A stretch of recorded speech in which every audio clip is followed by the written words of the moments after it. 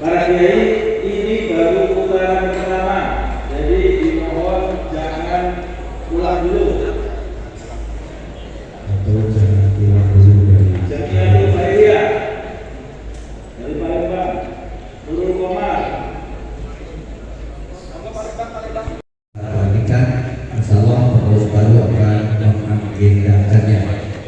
Lagi karena waktu dan keadaan untuk acara penutupan kita sama-sama untuk bersama dengan baca hamdalah. Alhamdulillahirobbilalamin.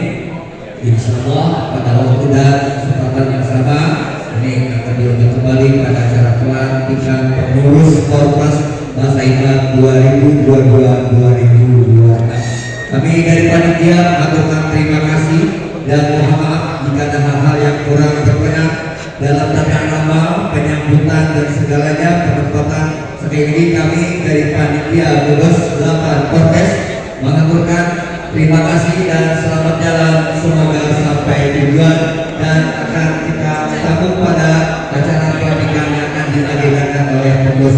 Billahi hidayah wa taufiq hidayah. Assalamualaikum warahmatullahi wabarakatuh. Dan mohon nanti kunci kamar boleh langsung ke resepsionis atau ke panitia.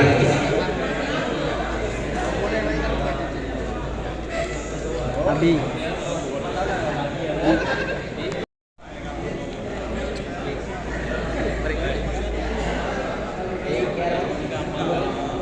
Saya mendapatkan suara terbanyak yang ketiga.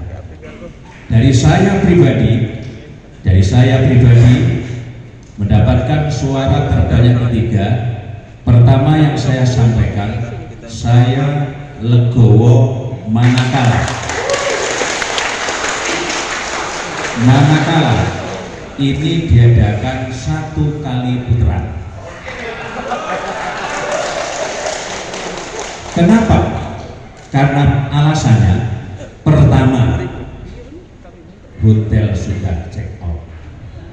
Artinya mesakne para masyayikh wis padha keleleran di seputaran aula asrama haji. Alasan yang kedua sudah menyita waktu yang sekian lamanya. Alasan yang ketiga, sangune wis padha mulai entek. Oleh karena itu, saya menyatakan saya legowo, sekalipun saya tidak diadu, saya legowo dengan saya. Terima kasih. Saya akhiri wabillahi taufiq wal hidayah. Asrul Fathul Qorib aqulu qouli hadza. Wassalamualaikum warahmatullahi wabarakatuh. Oke, makasih. Kepada Allah Subhanahu wa taala atas limpahan rahmat dan nikmatnya, dan juga terima kasih kepada seluruh pimpinan pondok pesantren yang telah mendukung saya, mengantarkan saya untuk memimpin. Nah, untuk itu saya tetap yang kami utamakan adalah kebersamaan. Nah, selanjutnya saya akan mendorong percepatan ekonomi di pondok pesantren. Karena apa? Pondok pesantren sangatlah membutuhkan yang namanya perekonomian atau ekonomi kreatif yang ada di pondok pesantren. Itu pada dasarnya saya ingin tajam ke atas dan tajam ke bawah. Insya Allah dengan dukungan para DPD yang ada di kabupaten, kita akan lebih mudah bergerak untuk mewujudkan program-program yang akan kita canangkan ini. Terima kasih. Visi dan misi kita, Pak? Ya, visi misi kita adalah satu, kita akan membentuk ekonomi kreatif di pondok pesantren, sehingga apa? Pada intinya untuk percepatan ekonomi yang ada di pondok pesantren. Ini salah satunya. Ya, terima kasih. Program kerja terdepan, Pak. Program kerja terdepan, Pak, setelah terpilih jadi ketua Korpes.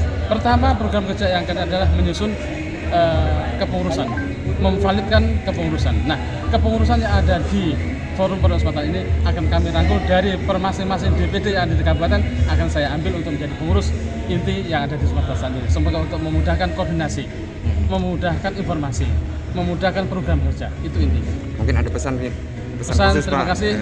Pesan khusus adalah saya ini walaupun toh sudah dipercayai, tapi namun saya tetap untuk menghargai, meminta kepada seluruh pengasuh pondok pesantren tetap mengawal saya, mengingatkan saya, memberi solusi bagaimana yang terbaik perjalanan forum pondok pesantren supaya lebih yang akan datang lebih baik. Pak, kami dari pondok pesantren daerah mana Pak? Gimana? Dari ponpes mana Pak? Saya dari pondok pesantren Hidayah yang ada di Desa Kepayang, Kecamatan Lempuy, Kabupaten Ogan Komering Ilir.